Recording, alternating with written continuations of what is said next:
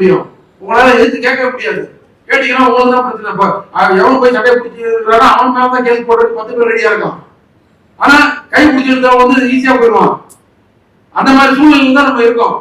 அவனெல்லாம் அடிச்சு ஒதுக்கிறதுக்கு ஒரு ஹீரோ வேணும். அவனை அதை நம்ம செய்ய முடியாது. நம்ம அதை நான் படம் மூலமா நான் செஞ்சிருக்கேன். ஜெனரேஷனுக்கு நம்ம எடுத்து போய் புகுத்துற மாதிரி இல்ல, அதை கொஞ்சம் கம்மி பண்ணிருக்கலாமோ? ஏன்னா இருக்கிறதுல பிடிச்ச வார்த்தைகள் போட்டுருக்க மாதிரி இருக்கு. இதெல்லாம் கோவத்துல கொந்தளிக்கும் போது பேசுற வார்த்தைகள் தானே. நீங்க கேட்டது இல்லையா, வெளியில ரோட்ல ஏதாவது தகவல் நடக்கும் என்னென்ன வார்த்தைகள் வந்து கேட்டுருப்பீங்கல்ல, அந்த மாதிரி வார்த்தைகள் தான்.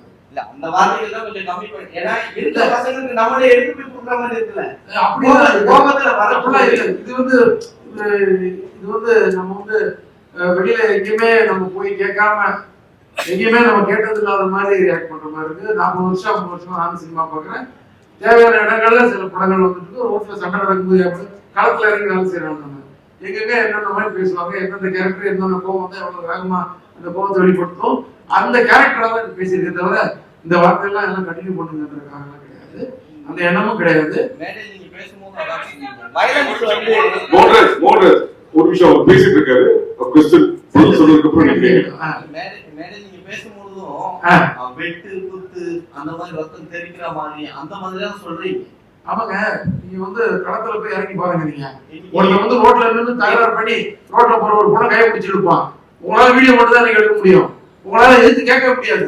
கேட்டீங்கன்னா உங்களுக்கு தான் பிரச்சனை. எவன் போய் சட்டையை பிடிச்சிருக்காரோ அவன் மேல தான் கேஸ் போடுறதுக்கு 10 பேர் ரெடியா இருக்கான். ஆனா கை பிடிச்சிருந்தா ஈஸியா போயிடுவான். அந்த மாதிரி சூழ்நிலை தான் நம்ம இருக்கோம். அவனெல்லாம் அடிச்சு ஒதுக்கிறதுக்கு ஒரு ஹீரோ வேணும். அவனை அதை நம்ம செய்ய முடியாது. நம்ம அதை நான் படம் மூலமா நான் செஞ்சிருக்கேன். நீங்க கேட்டீங்கல்ல, மீடியா சண்டை பிடிக்குமான்னு, வீடியோ எடுக்குமான்னு கேட்டீங்கல்ல, அந்த வீடியோ எடுத்து நான் வீடியோ சொல்ல, நான் வீடியோ சொல்ல, நான் மக்களை சொல்லிட்டு இருக்கேன். நம்ம நீங்க என்றது உங்களோட வீடியோ சொல்றேன்.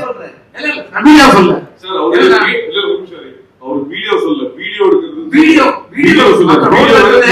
எல்லாம் வீடியோ தான் நம்மளால எடுக்க முடியுது. நமக்கு ஆதங்க அந்த வீடியோ போட்டு இப்படி அநியாயம் பண்றாங்க மாதிரி அப்பதான் போட முடியுது. ஆனா அதை சினிமா மூலமா நம்ம நிறைவேற்றி காட்டுறோம்.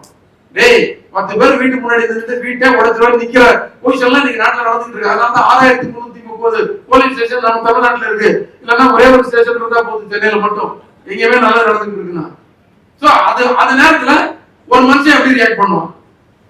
எத்தனை வெட்டு குத்து கேஸ் ஒரு நாளைக்கு நடக்குது கணக்கு இருக்கு தெரியுமா உங்களுக்கு?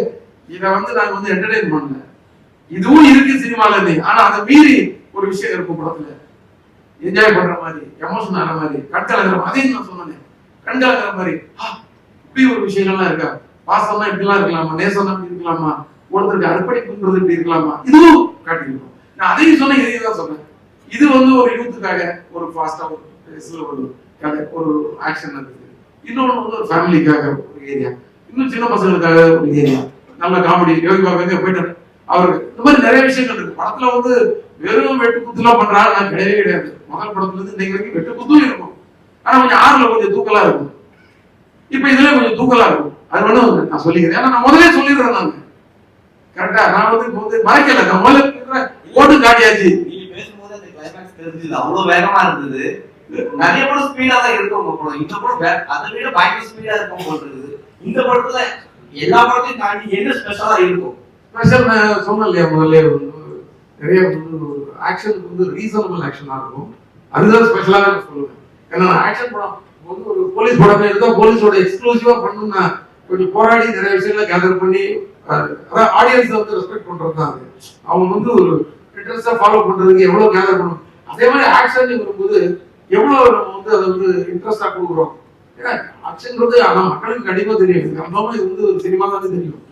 அது அதை எவ்வளவு இன்ட்ரெஸ்டா கொடுக்குறோம், எவ்வளவு யதார்த்தமா கொடுக்குறோம், அது உண்மையிலே அந்த ஆக்ஷன் தேவையானதா ஆக்குறோம். ஸ்கிரீன் பிளேல இது தேவை. ஒருத்தர் இது மாதிரி ஒரு அநியாயம் கொடுக்கும்போது எடுத்து மிதிக்கணும் தூக்கி போட்டு நமக்கு தோணும். அது ஹீரோ மூலமா நம்ம மனசுல உள்ள கொந்தளிப்பெல்லாம் சினிமால நம்ம ஹீரோ மூலமா ரத்னம் மூலமா அது ரத்னம் விஷயம் மூலமா பேசி அப்படி போயிட்டே இருக்கும். ஏப்ரல் 26ஆம் தேதி விசால் சார் இங்க ஏப்ரல் 26ஆம் தேதி ரத்னம் படம் வர மாதிரி இருந்தது. அது கூட அரண்மனை 4 வர மாதிரி இருந்தது. நீங்க சில கேள்விகள் கேட்டீங்க, சில கோவப்பட்டீங்க. இப்ப அரண்மனை 4 மே 3 பேருக்கு அந்த அரண்மனை டைரக்டர் உங்க ரொம்ப நெருங்கி நண்பர் சுந்தர் சி சார் தான். அவர் என்ன அண்ணன் அவருக்கு ஒரு வருத்தம் அவருக்கு என்ன சொல்லுவீங்க? நான் தள்ளி போக சொல்லி நான் சொல்லுவீங்க. எனக்கு அந்த அதிகாரம் இல்லையே. நான் யாருங்க சொல்றேன் இன்னொரு படம் கண்டிப்பா சொல்றதுக்கா? நான் அந்த மாதிரி பயன்படுத்தவே முடியாது. நான் அந்த மாதிரி பாவம்லாம் பண்ண மாட்டேங்க. எல்லா படமும் ஓடணும். காம்படிஷன்ல வந்து 8 லைன் ஏன் போடுறாங்க? 100 மீட்டர் ரேஸ்ல எதுக்கு ஒருத்தர் மட்டும் ஓடல? உசைன் போல்ட் மட்டும் ஓடினா நீங்க பாப்பீங்களா? 8 பேர் ஓடுறதுல உசைன் போல்ட் ஜெயிக்கிறது தான் நம்ம சுவாரஸ்யமா பாக்குறோம். அந்த 100 மீட்டர்ல அந்த 10 செகண்ட் வந்து எப்படி பாக்குறோம்? அது மாதிரிதான் சினிமா துறையில வந்து காம்படிஷன்ன்றது தவிர்க்க முடியாத விஷயம். சோலோ ரிலீஸ் கிடைக்கிறது வந்து ஒரு அபூர்வமான விஷயம். இப்போ மார்க் ஆண்டனி செப்டம்பர் 15 கிடைச்சிச்சு, அந்த மாதிரி ஏப்ரல் 26 கிடைச்சிச்சு. இப்ப நான் சொன்னதுனால தள்ளி போச்சுன்னு அப்படின்லாம் எனக்கு தெரியாது. அவங்க கிட்டதான் நீங்க கேள்வி கேட்கணும். என்னால வந்து யாரும் தள்ளி போங்க, எல்லாரும் விலகுங்க, நான் மட்டும் ஜெயிக்கணும் அப்படியெல்லாம் என்னைக்குமே நான் யோசிச்சதே கிடையாது. நான் சத்தியமா அந்த மாதிரி யோசிச்சதே கிடையாது. எல்லாரும் ஜெயிக்கணும், எல்லாரும் சந்தோஷமா இருக்கணும், எல்லா தயாரிப்பாளர்களும் சம்பாதிக்கணும், எல்லா இயக்குநர்களும் ஜெயிக்கணும், எல்லா புதுமுக நடிகர்கள் இருந்து பெரிய நடிகர்களுக்கு எல்லாரும் நான் ஜெயிக்கணும்.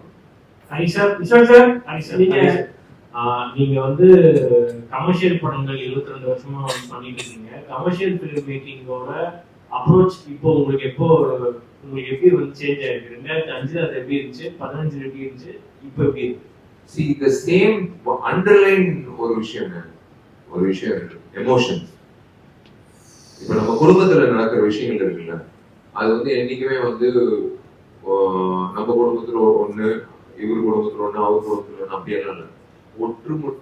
இங்க இருக்கிற அத்தனை பேரோட குடும்பங்கள்ல ஒரே விதமான ஒரு எமோஷன் ஓடும். அது சண்டைகள் இருக்கலாம், அது எமோஷனல் விஷயங்களா இருக்கலாம், சிலர் வந்து சம்பவங்களை சந்திக்க வேண்டிய சூழ்நிலைகள் சந்திக்க வேண்டிய விஷயங்களா இருக்கலாம். இதெல்லாம் வந்து நாங்க ஏன் வந்து அதான் சார் சொன்ன மாதிரி we take a leap out of reality எங்கிட்ட இருந்து வருதுன்னா, நாங்க நியூஸ் பேப்பர்ல படிக்கிற விஷயங்கள், நாங்க டிவில படிக்கிற விஷயங்கள் தான். சும்மா வந்து கற்பனையா ஏலியன் மார்ஸ்ல நடக்கிற விஷயத்தெல்லாம் நாங்க திரைப்படமா பண்றது இல்லை. இங்கிட்டு நடக்கிற தமிழ்நாட்டுல நடக்கிற விஷயங்கள் தான் நம்ம வந்து பண்றோம். ஆனா நீங்க சொன்ன மாதிரி மாற்றங்கள் வந்து டெக்னாலஜில மாறலாம், ஆனா எமோஷன் எப்பவுமே மாறவே மாறாது. ஒரே ஒரு எமோஷன் தான், அது வந்து லவ்வா இருக்கும், அது வந்து பெற்றோர்களோட ரிலேஷன்ஷிப்பா இருக்கட்டும், அது ஒரு புருஷ பொண்டாட்டி மத்தியில இருக்கட்டும், எதுவா இருந்தாலும் எமோஷன் இஸ் சேம். அதை எப்படி வந்து இன்னைக்கு இருக்கிற நீங்க சொன்ன மாதிரி டெக்னாலஜி வைஸா வந்து ஒவ்வொரு திரைப்படம் வந்து காட்டுறாங்க. இன்ஸ்டாகிராம்ல அதுல வந்து சோசியல் மீடியா முக்கியத்துவம் கொடுக்குறாங்க. அதெல்லாம் வளர்ச்சி நம்ம பார்த்துட்டு இருக்கோம். இப்போ சினிமாலேயும் வளர்ச்சி வந்து ஓடிடி எப்பயோ சொன்னாரு கமல் சார், அது நம்ம அவர் சொன்ன போது எல்லாரும் வந்து அவர் வந்து ஒரு வழியாக்கிட்டாங்க. ஆனா அவர் சொன்னதான் இன்னைக்கு நடக்குது ஓடிடி பிளாட்ஃபார்ம். ஸோ அதுதான் வளர்ச்சி. அதே மாதிரிதான் ஹரிசாரோட திரைப்படம் வந்து தாமிரபரணி நம்ம வந்து பண்ணோம், பூஜை பண்ணோம். ஆனா அதே ஆடியன்ஸ் வந்து இன்னைக்கு வளர்ந்து வந்திருக்காங்க. ஸ்கூல்ல படிக்கிறவங்க இன்னைக்கு வந்து வேலைக்கு போறாங்க, காலேஜ் படிச்சவங்க கல்யாணம் ஆயிடுச்சு. இந்த மாதிரி வந்து வளர்ச்சி வரும்போது அவங்க வந்து படங்கள் பார்க்கும்போது ஒரு விஷயம் வந்து எதிர்பார்ப்பாங்க. இவங்க 2 பேரும் சேர்ந்து வராங்க, என்ன கொடுக்க போறாங்க அப்படின்னு தான் நினைச்சு பார்ப்பாங்க. அந்த விஷயத்துல வந்து அண்டர் கரண்ட்ல இருக்கிற பேஸ் எமோஷன்ல வந்து he has upgraded how to show that emotion and at the same time how to make it presentable. நம்ம என்ன ஒரு உணவு சாப்பிடும் போது கூட ஒரு அவங்க வந்து எப்படி பிரசன்ட் பண்றாங்கன்றது முக்கியம். சும்மா தூக்கி டேபிள்ல அப்படி தூக்கி போட்டா சாப்பிடுற அப்படின்னு சொன்னா சாப்பிடுவோமா? அவங்க வந்து எப்படி பிரசன்ட் பண்றாங்க ஒவ்வொரு ரெஸ்டாரண்ட் அப்படின்றது வச்சுதான் நம்ம வந்து சாப்பிடுவோம். உணவு அதே மாதிரிதான் நாங்க கொடுக்குற உணவு, என்டர்டைன்மெண்ட் உணவு, அது வந்து அப்கிரேட் பண்ணி சார் பண்ணியிருக்காரு. இந்த காலகட்டத்துக்கு இப்போ இருக்கிற யங்ஸ்டர்ஸ்க்கு, இப்போ இருக்கிற ஆடியன்ஸ்க்கு எப்படி தேவைப்படுதோ அந்த மாதிரி. அதுதான் சொல்றேன், 5 நிமிடங்கள் சிங்கிள் ஷாட்டா பண்றதெல்லாம் வந்து இந்த படத்துல ஏன் வந்து அவ்வளவு உழைப்பு வச்சு பண்றது காரணம் வந்து இதெல்லாம் ஒரு புதுசா இருக்கும் பார்க்கும்போது. ஹரிசார் படங்கள்லயே புதுசா இருக்கும் பாக்குறதுக்கு. இது எப்படி எடுத்தாங்க, எப்படி ஹரிசார் எக்ஸிக்யூட் பண்ணாரு, நாங்க எப்படி யோசிச்சோமோ அதே மாதிரி ஆடியன்ஸும் யோசிப்பாங்க. நீங்க வந்து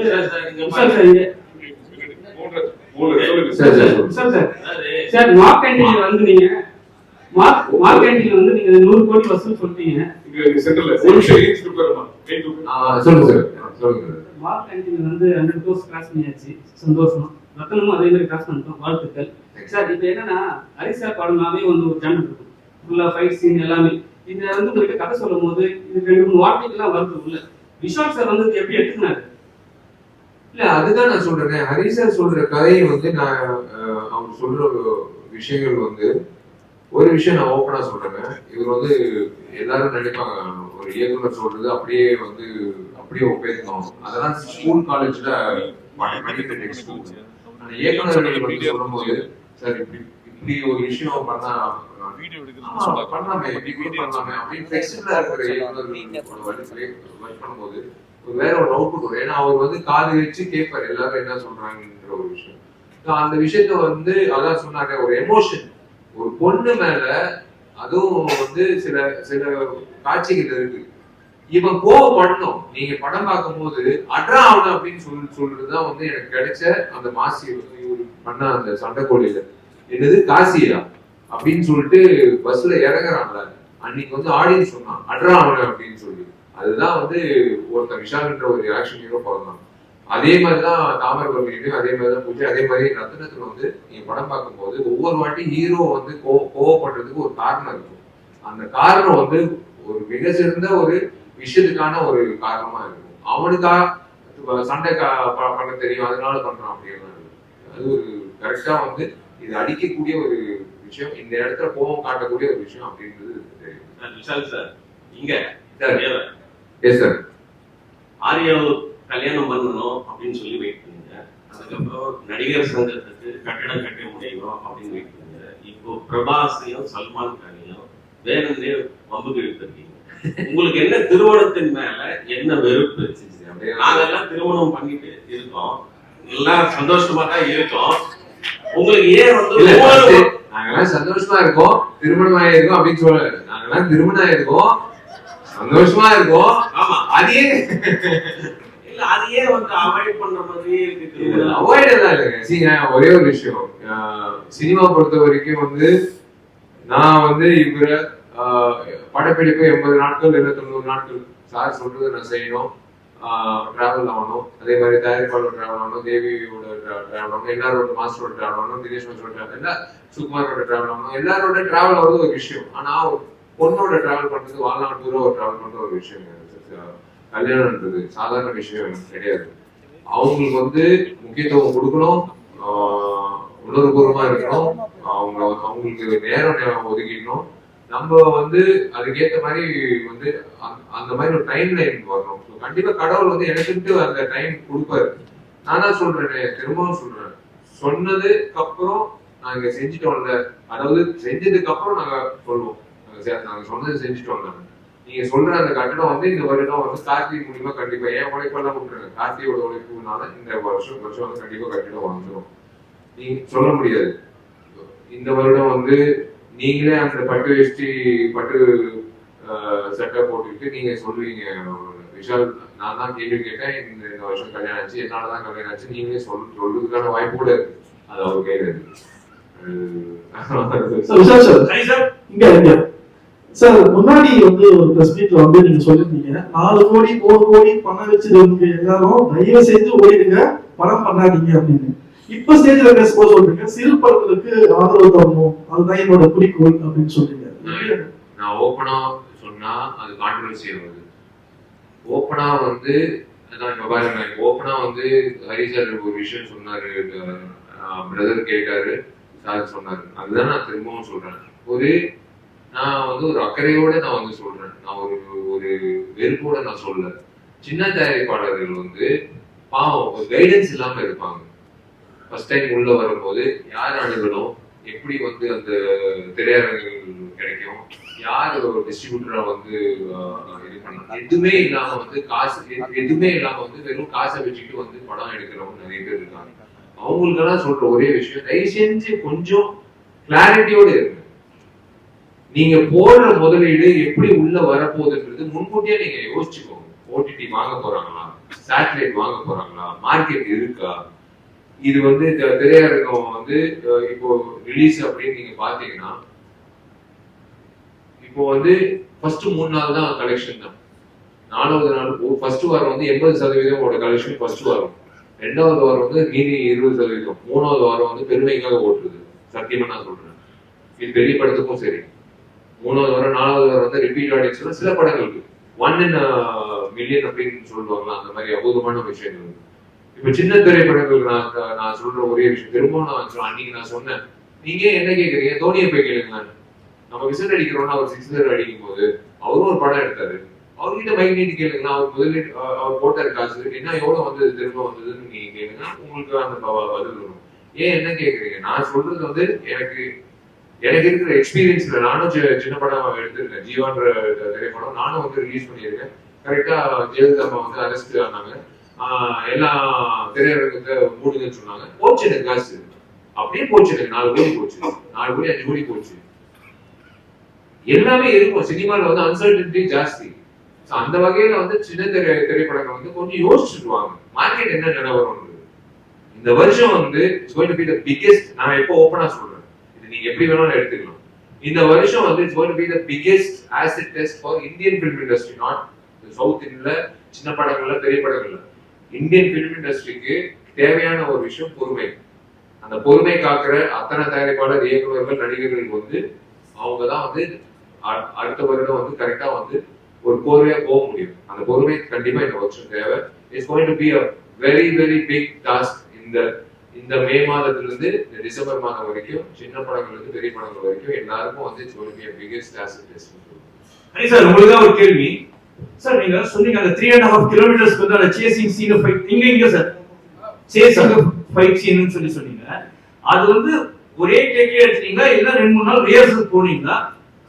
2 நாள் சார் மொத்தம். அதுல ஒரு 1.25 நாள் வந்து ரிஹர்சல், ஒவ்வொரு பாட்டா வந்து ரிஹர்சல் பண்ணுவோம். அதுக்கப்புறம் ஒரு ஃபுல் லென்த். முதல்ல வந்து ரோட்லயே வந்து சாக்பீஸ்ல ஒரு ஸ்கெட்ச் போட்டு நல்ல கார் பொம்மை, ஜீப் பொம்மை, பஸ் பொம்மை எல்லாம் வச்சு எங்கெங்க இடிக்கணும் அந்த மாதிரி விஷயங்கள்லாம் போட்டு வரைஞ்சி எல்லாரும் ஒரு ஜூனியர் ஆர்டிஸ்ட்ல வந்து மொத்த டெக்னீஷியன்ஸையும் ஒன்னா நிறுத்தி அவங்க எல்லாருக்கும் வந்து ஒரு ஸ்பீச் கொடுத்து. ஏன்னா இதுல வந்து யாரு ஒருத்தர் ஜூனியர் ஆர்டிஸ்ட் வந்து கொடுக்க தெரியாம வந்து ஓடி வந்து கேமராவை தட்டி விட்டாலும் திருப்பி ஒன்மோர் போகணும். அது வந்து ஆக்ஷன் சீக்வன்ஸ்ல ரொம்ப ரிஸ்க் அதிகம். அதனால எல்லாருக்கும் அந்த ட்ரைனிங்கை கொடுத்து ஒரு 1.5 நாள் 1.25 நாள் வந்து ரிஹர்சல். ஆக்சுவலா 3 நாள் பிளான் பண்ணா 2 நாள் முடிச்சுட்டு வந்தோம். ஏன்னா இதுல கம்யூனிகேஷன் ஒண்ணு இருக்கு. ஏன்னா ஒவ்வொருத்தரும் ஒவ்வொரு இடத்துல இருக்காங்க. ஹீரோ ஒரு இடத்துல, ஹீரோயின் ஒரு இடத்துல, அந்த ஃபைட்டர்ஸ் வராங்க, அது மாதிரிலாம் சொன்னீங்க. இதுல வந்து கேமராமேன் வந்து வண்டி தாவி வேற எடுத்துருக்காரு, சிங்கிள் கேமரா எடுத்துருக்காரு. நீங்க என்ன கேஷுவாலிட்டிஸ் எதுனா இருந்துச்சா, எதுனா அடிக்கடி பட்டு அந்த மாதிரி எதுனா சம்பவம் எதுனா எல்லாருமே வந்து சேஃபா எஸ்கேப் பண்ணிட்டோம். சார் ஹரி சார் இந்த படத்துக்கு ரத்தனம் பேர் வச்சிருக்கீங்க. ஆமா. ஓகே. காவேரி ஸ்ட்ரீட்ல தான் நான் ரொம்ப நாள் போயிருந்தேன். காவேரி ஸ்ட்ரீட்ல ரத்தனம் படத்துக்கு பேர் வச்சிருக்கீங்க. இந்த படம் உங்க படத்துல ரத்தம் எப்போதுமே ஜாஸ்தியா இருக்கு, இதுவும் தூக்கலா இருக்குன்னு சொன்னீங்க. ஆனா ரத்தம் மட்டும் இருக்குமா, ரத்தனமாவே இருக்குமா, ரத்தினமாவே இருக்குமா? ஏன்னா உங்க உறவினர் ஒருத்தரோட பேர் ரத்தனம், அதனால இந்த பேர் வச்சிருக்கீங்களா? இந்த படத்துக்கு வந்து ஒரு பேர் தேவைப்படுது. நிறைய இருக்கிற நல்ல டைட்டில் இந்த டைட்டில் நல்ல டைட்டில். ஆக்சுவலா இந்த படம் ரத்தமே டைட்டில் வச்சிருந்தேன். கதைக்கு ரிலேட்டடான ஒரு விஷயம் இருக்காது. ஸோ அது அப்படியே வந்து அந்த படம் ஏற்கனவே வந்துருச்சு ரத்தம் போகும். அதனால வந்து அதை வந்து ரத்னமா மாற்றி ஹீரோ அப்புறம் பிரியா பவானி சங்கர் இங்க வேணா பிரசாந்த் சார் சொல்றப்ப சொன்னாரு ஹீரோயினுக்கும் நீங்க ஈக்குவலா தான் ஒரு படத்துல கொடுப்பீங்க அப்படின்னு சொல்லி கொடுத்துருந்தீங்க. எல்லாமே பார்த்தோம். ஏன் வரல அவங்க? என்ன அவங்க எங்க ஷூட்டிங்ல இருக்காங்கன்னு சொன்னாங்க. அவங்க படப்பிடிப்பு வெளியூர்ல இருக்காங்க. சார் விஷால் சார், உங்கள்கிட்ட ஒரு கேள்வி. நீங்க வந்து அண்ணா நகர்ல தண்ணி பூந்துச்சு, அதை திட்டீங்கன்னா நான் 2026 வரமாட்டேன் அப்படின்னு சொன்னீங்க. ஆனா விஜய் வந்து 2026 வராரு, நீங்களும் 2026 வரன்றீங்க. ஏன்னா தளபதி, புரட்சி தளபதி இப்படி தொடர்ந்து அவர் மதுரை நடிச்சார், நீங்க மதுரைக்காரராகவே வாழ்ந்தீங்க போல படத்துல. அவர் இறங்குறதுனால இறங்குறீங்களா, இல்ல அண்ணா நகர்ல தண்ணி வந்து அதை தீர்க்கப்படல அதை நோக்கி இறங்குறீங்களா அரசியல்? அண்ணா நகர்ன்றது ஒரு தொகுதிங்க. இன்னும் ஏன் அண்ணா நகர்ல தண்ணி இறங்குறது இது அது ஓகேங்க. அது வந்து நான் பதிவு பண்ணது வந்து எங்க வீட்டுல தண்ணி, அது வந்து அண்ணா நகர். நான் சொல்ற ஒரு விஷயம் என்னன்னா, நான் திரும்ப அதான் சொல்றேன். முதல்ல வந்து தளபதி விஜய்க்கு வந்து வாழ்த்துக்கள். அவர் வந்து எடுத்த முடிவு, அவர் வந்து சமூக சேவைக்கு வராரு, மக்கள் சேவைக்காக வராரு அப்படின்னு முடிவு பண்ணிட்டு அவர் அறிக்கை கொடுத்துறாரு. அது வந்து அவர் முதல்ல அவர் வாழ்த்து. எனக்கு ரொம்ப பிடிச்ச ஒரு மனிதர், ஒரு ரொம்ப பிடிச்ச நடிகர். எனக்கு என்னன்னா அவரை வச்சு இயக்கி ஒரு படம் பண்ணணும்னு எனக்கு ஒரு ஆசை. ஐயோ சொல்லிட்டாரே இதுதான் அவன் கடைசி படம்னு எனக்குள்ள ஒரு விஷயம் ஓடிட்டு இருக்கு. அதுதான் இப்போ விஷாலன் நீங்க கொண்டு வந்தீங்கன்னா இப்போ என்னன்னு தெரியாது எனக்கு. ஒருவேளை நான் ஹரி சார் கதாநாயகனா இருக்கிறதுனால நிஜ வாழ்க்கையிலையும் வந்து ஏதோ ஒரு சமூக விஷயம் பிரச்சனைகள்னா இறங்கி பேசணும்ன்ற உணர்வு வந்து ஆட்டோமேட்டிக்கா வருதான்னு தெரியல. இதெல்லாம் தாண்டி ஒரு விஷயம் சொல்றாங்க. 2026ல வந்து விஷால் வந்து வரக்கூடாதுன்றது தயவு செஞ்சு அந்த அவங்க வந்து அவங்கவுங்க வேலைகள் பண்ணிக்கிட்டா நம்ம சந்தோஷப்படுவோம். டிசம்பர் மாசம் நான் திரும்பவும் சொல்றேங்க, மழை வருதோ இல்லையோ தயவு செஞ்சு அந்த வெள்ளம் வந்து வராம பாத்துக்கோங்க. திரும்பவும் வந்து மறுபடியும் இன்சூரன்ஸுக்கு ஓடிக்கிட்டு ஆடி கார்ல இருந்து சின்ன கார் வரைக்கும் மிதக்கிட்டு வேளச்சேரியில ஏரி பக்கத்துல மறுபடியும் வந்துன்னு வச்சுக்கோங்க. எப்படி இருக்கும் யோசிச்சு பாருங்க. நம்ம ஊருங்க, நம்ம வாழ்ந்த ஊரு, நம்ம சம்பாதிச்ச ஊரு, நம்ம ஊரோட வருஷம் வருஷம் இதே மாதிரி இருந்ததுதான் எப்படி இருக்கும். அதுதான் ஒரு ஆதங்கம். ஏன்னா அதெல்லாம் மாறிடுச்சுன்னா நாங்கெல்லாம் எதுக்குங்க வந்து சொல்லணும். அதுதான் ஒரு விஷயம். ஸோ ஒரு சமூக சேவை செய்யறதுக்கு அவங்க எல்லாம் ஒரு உணர்வோட செயல்படும் போது நாங்கெல்லாம் வந்து ஹரி சாரோட அடுத்த திரைப்படம் அதுக்கு அடுத்த திரைப்படத்துல வந்து எப்போ வாய்ப்பு கொடுக்கணும்னு நாங்க ஏங்கிட்டு இருக்கோம். அதுதான் நான் எங்களோட நான் கேட்க வந்தது அதுதான். அண்ணா நகருக்கே தண்ணி வந்து, அதாவது அண்ணா நகர் அடையாறு காஸ்ட்லி பீப்புள் அங்கேயே வந்துருச்சு, மற்ற ஏரியாவில் ஜாஸ்தி வந்திருக்கும் அப்படிங்கிற ஃபீலிங்ல தான் நீங்க சொன்னீங்க. நீங்க சொல்ற விஷயம் எல்லாமே முன்னாடி கூட நீங்க அந்த பிரஸ் மீட்ல சொன்னது 200 படம் நிக்குது இப்போதைக்கு, சின்ன படங்கள் வேண்டாம், அதெல்லாம் ரிலீஸ் ஆகட்டும், அப்புறம் உங்க காசை போடுங்கிற மாதிரி சொன்னீங்க அந்த பிரஸ் மீட்ல. ஆனா புரிஞ்சிக்கப்படுறது தப்பா இருக்குது. அதனாலதான் நான் இல்ல அப்படின்னு சின்ன படங்கள் வந்து ஒரு திசை இல்லாம போயிட்டு இருக்குல்ல. நீங்க வந்து நீங்க கரெக்டா வந்து என்ன சிச்சுவேஷன் பார்த்துட்டு நீங்க படம் எடுங்க. அதுதான் நான் சொல்ல வரேன். அவ்வளவுதான். ஒரே ஒரு கேள்வி சார், மஞ்சுமல் பாய்ஸ் பிரேமல் இந்த 2 படமும் சின்ன படம் தானே, நல்ல கதை இருந்ததால ஓடிச்சு. யாருக்கு